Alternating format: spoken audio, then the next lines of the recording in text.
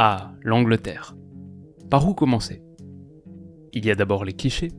Ses habitants sont très polis. Sa cuisine un peu moins raffinée. Son temps est capricieux. Ses pubs, un refuge.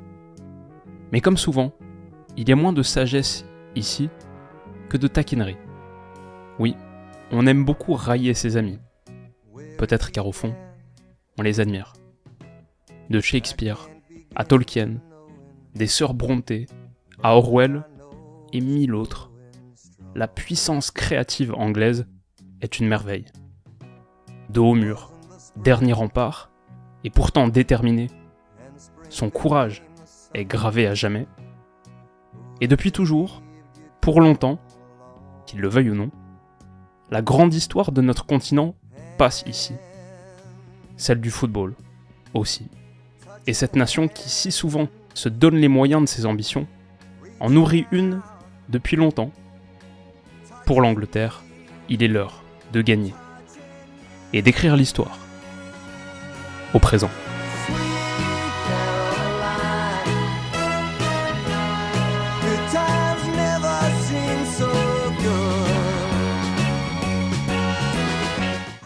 Les amis, bienvenue. J'espère que vous allez tous très bien, très content de vous retrouver pour ce 23e avant-dernier épisode de retour. L'Angleterre, pour le berceau historique du football qui a joué le premier match de sélection de l'histoire contre l'Écosse, 1872, un match dont j'ai très souvent parlé sur la chaîne, finalement, il n'y a qu'un seul titre majeur, c'est la fameuse Coupe du Monde 66. C'était d'ailleurs la seule finale de grand tournoi que l'Angleterre avait joué, avant bien sûr le dernier Euro. Et si on regarde justement du côté du championnat d'Europe des Nations, leur histoire à l'Euro, presque logique pour ces Anglais insulaires, mais elle n'est pas très bonne. Jusqu'à il n'y a pas longtemps, c'était un peu le désert. Sur les 9 premières éditions, ils se qualifient que 4 fois, et ils sortent qu'une seule fois des phases de groupe, c'était leur demi-finale en 68, l'Euro italien. Alors heureusement en 96, il y a l'Euro qu'ils jouent à la maison, c'est de là d'ailleurs que vient le fameux Football's Coming Home, c'était pas pour dire qu'ils allaient le gagner, mais simplement qu'ils accueillaient le tournoi.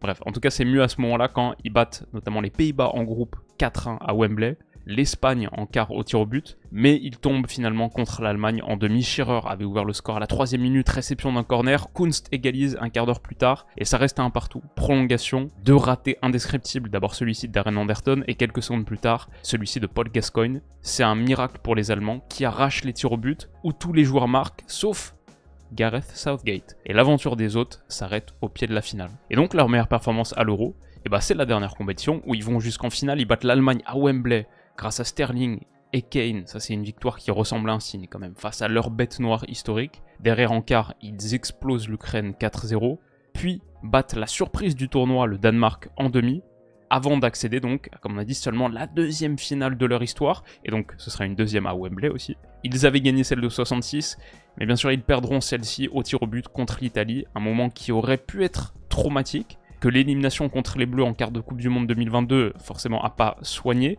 mais il y a quand même cette sensation que l'Angleterre se rapproche petit à petit, douloureusement, mais oui, quand même fait des avancées en direction de son but, regagner un grand tournoi. Et alors sur la phase de qualif pour l'Euro, ils n'ont pas connu de gros problèmes, ils finissent invaincus dans un groupe qui est vraiment costaud. Italie, Ukraine, Macédoine du Nord, 3 équipes qui étaient au dernier Euro, 2 qu'on va retrouver bien sûr sur cette campagne. 20 points, 6 victoires, 2 défaites, 22 buts pour, 4 contre. Ça s'est plutôt bien passé pour l'Angleterre. Par contre depuis, et même si on prend en compte le dernier match de qualif contre la Macédoine du Nord où ils font un partout, depuis avec des défaites à Wembley contre le Brésil, un match nul contre la Belgique, arraché d'ailleurs dans les tout derniers instants grâce à Jude Bellingham. Il y a cette victoire contre la Bosnie il y a quelques jours, mais plus récemment encore, vendredi, ils ont perdu contre l'Islande 1-0. Finalement, ça fait une seule victoire sur les 5 derniers matchs disputés par les 3 Lions. Et la perf contre l'Islande a vraiment pas été très bonne. Ils ont souffert, enregistré qu'un seul tir cadré en 90 minutes, face à ce bloc bas islandais qu'ils ont jamais réussi à faire sauter. Et dans ce match que j'ai pas vu, donc je peux pas vous faire une analyse tactique approfondie, mais Southgate a parlé des problèmes en transition défensive à la perte de balle, qui pour lui étaient encore plus significatifs que les autres. Donc ça nous met déjà sur la piste d'une Angleterre qui a du travail à faire sur son 11. Tactiquement, c'est pas hyper clair. Alors, il y a bien sûr un matériel extraordinaire, 1,5 milliard de valeur marchande cumulée sur Transfermarkt, c'est plus de 300 millions d'avance sur le deuxième, l'équipe de France. L'Angleterre est bien dotée, avec seulement 7,7% des joueurs, ça veut dire 2 sur les 26, qui jouent en dehors du championnat local, en dehors de la Première Ligue. Alors les deux, vous les avez, je pense. Ouais, bien sûr, c'est Jude Bellingham et Harry Kane. L'Italie est pas trop loin, 11,5% d'ailleurs, on va faire un petit aparté là-dessus. Mais grosso modo, les Anglais jouent en Angleterre, les Italiens en Italie. Alors Southgate avait initialement composé une liste de 33 joueurs, je crois personne n'en avait fait autant, bien sûr il a réduit à 26 dans le délai imparti, mais sur les 33, déjà quelques choix forts. Pas de Marcus Rashford, pas de Jadon Sancho. À la rigueur, pour Marcus Rashford, pas en très très grande forme, ça se comprend. Jadon Sancho sort quand même de 6 très bons mois à Dortmund. Les a pas portés, mais a joué un rôle décisif dans leur accession à la finale de Champions. Donc c'était quand même quelque chose, mais ça nous met sur la piste de 2 trucs. D'abord, à quel point cet effectif a été renouvelé. Sur les 26 noms dont on va parler, il y en a que 13 qui étaient là au dernier mondial. Que la moitié qui était là, et le dernier mondial, c'est il y a 1 an et demi à peine. Donc ouais, l'effectif a beaucoup bougé. Et après, l'autre truc que ça nous indique, c'est à quel point le secteur offensif de l'Angleterre est bien doté, avec quelques joueurs qui sortent de très très grosses saisons aussi. On en reparle dans quelques minutes. Mais donc, pas de Rashford, pas de Sancho. Dans la même veine, pas de Jack Grealish et pas de James Maddison, qui eux faisaient partie de la liste de 33, mais pas retenu parmi les 26. Ça, c'était quand même assez costaud. Et pas de Harry Maguire non plus, mais lui, par contre, c'est physiquement, il est pas apte. Donc, blessure, il aurait été titulaire, c'est un gros choc. Et il y a un autre blessé parmi les titulaires, et aussi comme Harry Maguire qui avait fait un très très bel Euro. Luke Shaw, je pense, il était dans l'équipe type. Ça devait se jouer avec Spinazzola qui était blessé à partir des quarts de finale, mais Luke Shaw avait été immense. Il est blessé, Southgate dit qu'il va rater le premier match au moins. Donc c'est pas hyper rassurant pour l'Angleterre, et on va voir qu'il y a un vrai souci sur cette question de défenseur gauche, où il va falloir bricoler un truc. Alors dans les buts, il y a 3 options, Jordan Pickford, Aaron Ramsdale et Dean Henderson. Jordan Pickford sera le titulaire, c'est clair et net, et en plus, non seulement il a toujours été plutôt bon avec l'Angleterre, en plus un shot-stopper extraordinaire, sur penalty pas mal, mais il sort d'une très belle saison à Everton. Sur les stats avancées, les post-shot expected goals, c'est sa meilleure saison des 6 dernières. Donc Pickford dans les buts, malgré certains considèrent sa relative petite taille, 1m85, ça a toujours été une option très très solide pour Southgate, et il n'y a pas trop de doute sur sa présence ici. C'est plus sur la ligne devant que ça se complique. Déjà pour la question de la défense centrale, sans Harry Maguire, la première option, ça devient évidemment John Stones, mais le truc c'est que même si Stones, ok, on sait qu'il est capable de niveau, de plafond extraordinaire, sa saison 2022-2023 avec City, extraordinaire, celle-ci là, l'actuelle 2023-2024, que 16 matchs de Première Ligue joués avec City, pas mal de soucis de blessures, ça fait que c'est la saison où il a le moins de minutes jouées des 4 dernières. Il n'arrive pas en très très grande forme, et les autres options pour compléter la charnière, parce que Stones sera titu par contre, ça c'est sûr, mais donc Marc Guéhi, Joe Gomez, Lewis Dunk ou Ezri Konsa, les 4 cumulés, sans qu'ils soient forcément hyper jeunes, Guéhi c'est 23, mais Konsa 26, Gomez 27, Lewis Dunk 32, mais les 4 cumulés, c'est que 36 sélections avec l'Angleterre au total. Alors à ce stade, le favori pour accompagner John Stones, c'est sans doute Marc Guéhi, donc pour remplacer Maguire, lourde responsabilité, c'est sans doute Guéhi, le plus jeune des 4, le plus prometteur, un des 4 joueurs de Crystal Palace aussi, dans les 26. Aucun club n'est plus représenté en Angleterre dans cette liste que Crystal Palace, Palace de Glasner, qui a fait un 23-24 assez extraordinaire. Mais donc Marc Guéhi, c'est une bonne option sur le papier. Après, lui aussi a vécu une deuxième partie de saison compliquée niveau blessure. Un peu comme John Stones qui a raté pas mal de matchs, et bah lui il a raté quasiment les 3 derniers mois de compétition. Il est revenu sur la toute fin, avec même une titularisation en dernière journée contre Aston Villa, donc ça va. Mais ouais, pas le plus fit, frais physiquement peut-être. Il est tout de même, je pense, l'option numéro 1 pour démarrer aux côtés de John Stones. Lewis Dunk, le plus âgé des 5 centraux, pourquoi pas. Après, contre Belgique, Brésil, sur le rassemblement de mars, quelques erreurs, pas forcément le plus rassurant, je pense pas qu'il parte devant Guéhi dans la hiérarchie, et que ce soit Ezri Konsa ou Joe Gomez, ils peuvent jouer ce rôle, mais ils sont aussi des doublures en tant que latéraux. C'est des gars assez polyvalents, Konsa par exemple, du côté d'Aston Villa, il a joué une 50aine de matchs, toutes compétitions confondues cette saison, à peu près 25 à droite en tant que latéral droit, et 25 en tant que défenseur central. Et Joe Gomez, je pense pas non plus qu'il parte devant Guéhi dans la hiérarchie. Après à voir, parce qu'il a quand même fait une bonne saison à Liverpool complète en temps de jeu. Je crois que c'est celle où il a engrangé le plus de minutes sur les 9 dernières. On sait qu'il a eu tellement de soucis de blessures dans sa carrière. Mais à ce stade, il est peut-être aussi plus une option pour couvrir à gauche, où il y a un vrai souci. À droite, ce sera Kyle Walker, il n'y a pas trop de questions là-dessus, et ça c'est vraiment pas mal. On sait en plus, face au gros, sa capacité en transition défensive pour couvrir les grands espaces, Walker très très utile.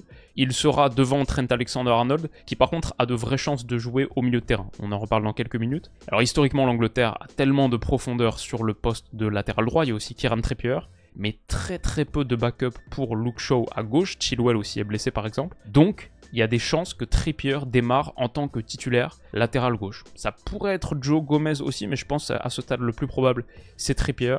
Et il y a une vraie interrogation là-dessus, parce qu'il avait fait plutôt une bonne première partie de saison à Newcastle, mais derrière, il y a eu des blessures, ça a été un peu moins convaincant, son décembre était mauvais. Là, franchement, ouais, c'est une zone de faiblesse de l'Angleterre. Et je dirais aussi une ligne plus haut, là où je suis un petit peu moins rassuré, c'est qui est-ce que tu mets aux côtés de Declan Rice. Rice, ok, c'est top, il n'y a rien à dire, même si du côté d'Arsenal, quand même, dans le 4-3-3 de Mikel Arteta, il est un petit peu plus avancé, il aime bien se projeter, même être dans le dernier tiers pour conclure certaines actions, alors que là, il va être vraiment la caution défensive de Southgate. Lui, il est le milieu en forme, le plus important dans le 4-2-3-1 anglais. Vu à qui il peut être associé en plus, je pense que son rôle va être surtout défensif. Donc un Rice un petit peu différent, un Rice de sélection, mais bon, un des hommes clés de ce dispositif tout de même. La vraie question, c'est à qui tu l'associes. Comme sur le côté gauche, il y a un petit doute là-dessus parce que ce soit Trent Alexander-Arnold, Conor Gallagher, Kobbie Mainoo ou Adam Wharton, il n'y a aucune option qui est vraiment nette numéro 1, c'est clair que c'est le gars que tu mets à côté de Rice.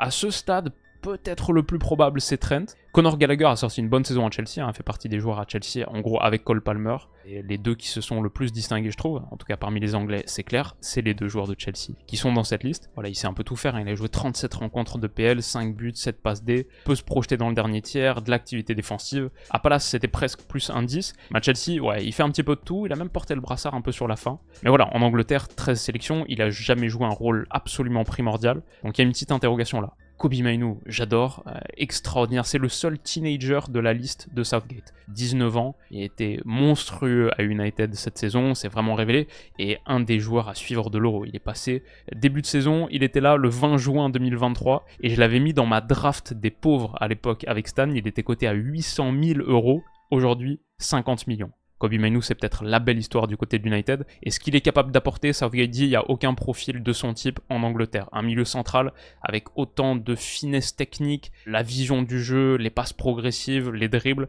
Un vrai milieu de progression, mais seulement 3 sélections pour l'instant avec les A. C'est aussi une interrogation. Et enfin, Adam Wharton. Alors ça, c'est... Quand je fais ma liste 24 joueurs à suivre et que je vais en choisir un par sélection, franchement pour l'Angleterre il y a beaucoup de possibilités. Mainoo c'est pas mal, mais Wharton c'est le météore. Il y a 6 mois, en janvier 2024, il jouait encore en Championship du côté des Blackburn Rovers. Il a signé à Crystal Palace, il est devenu un titulaire. Ne serait-ce qu'en mars là, en mars il y a 3 mois, il faisait ses débuts avec l'Angleterre. U21. Et donc Southgate l'a appelé et l'a même conservé parmi la liste de 26, ce qui a surpris beaucoup de monde. Ce qui montre aussi pour moi à mes yeux à quel point il y a un manque de clarté ici. Là et là, c'est les deux zones où l'Angleterre arrive avec un petit peu moins de certitude.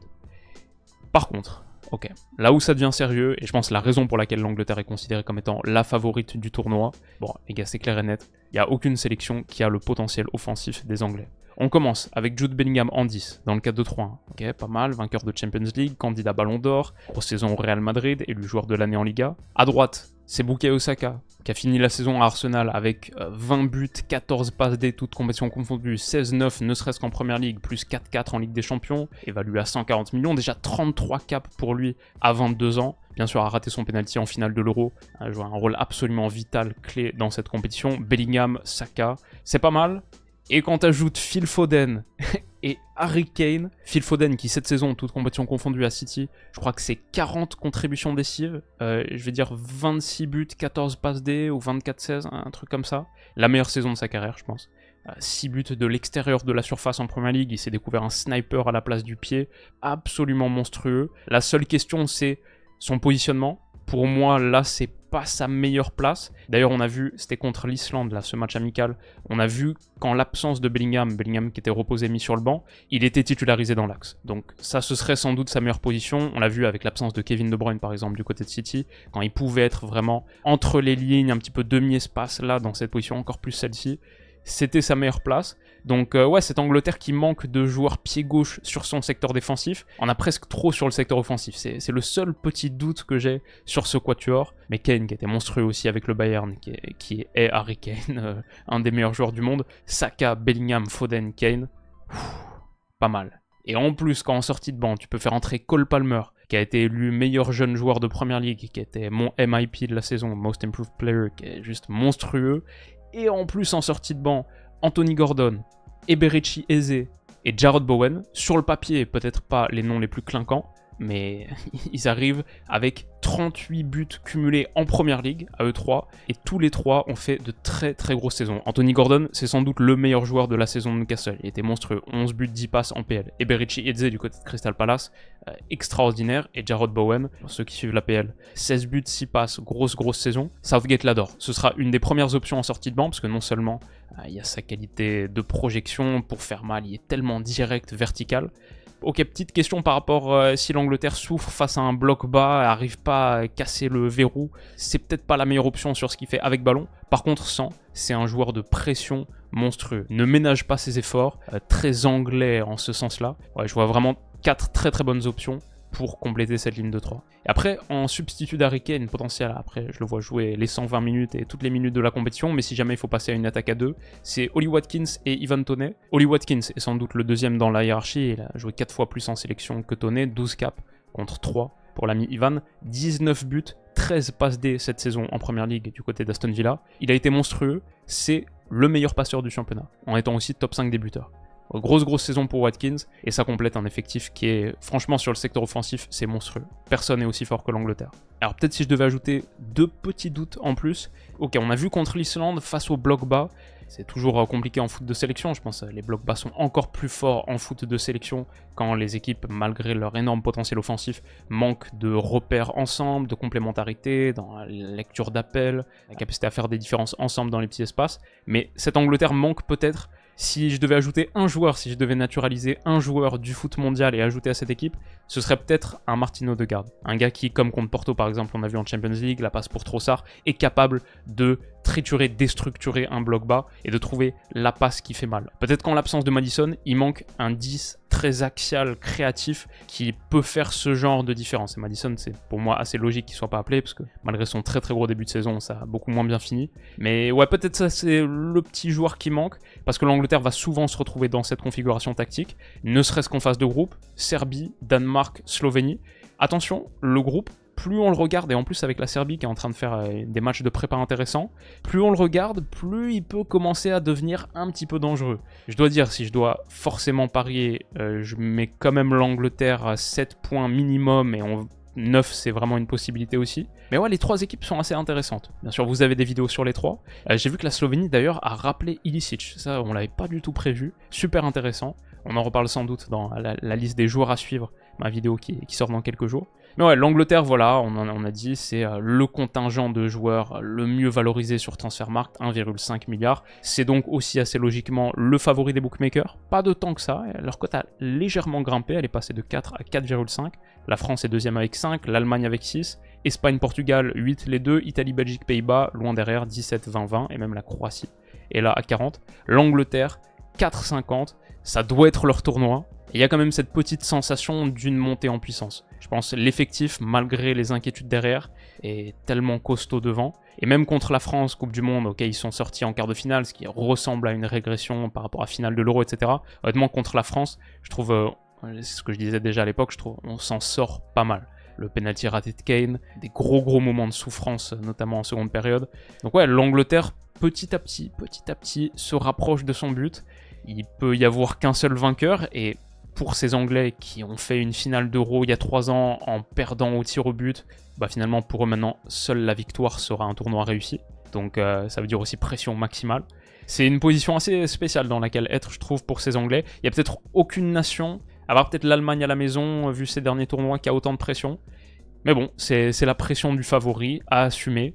Et est-ce qu'ils en seront capables? Je vais réserver mon pronostic final, comme là on arrive sur les les gros favoris. Demain, c'est Eurotour France pour boucler la série. Je réserve mon pronostic final pour ma vidéo, je pense mercredi ou jeudi, mes pronos pour l'Euro. Où là, on ira jusqu'au bout, on se mouillera totalement, on donnera notre vainqueur. Est-ce que ce sera les Anglais?